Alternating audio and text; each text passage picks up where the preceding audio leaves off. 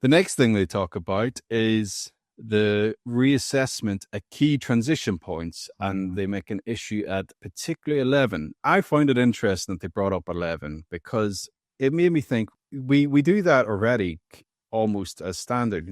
If a child's at the beginning of year 6 or towards the end of year 5, and we think the transition to secondary school is going to be tricky for them, you do tend to find yourself doing a lot of statutory assessments around that age group.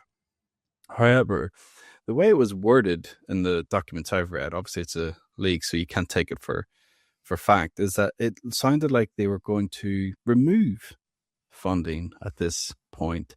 Now, I hope that that's just speculation, but it makes me wonder, what is the lay of the land going to be around that key transition stage? Yeah, it does, doesn't it? And, the sort of subsequent questions of what's going on in the thinking that makes people suggest we'll review the impact of an EHCP at the year 6 age to see if it's required for the year 7 onward age.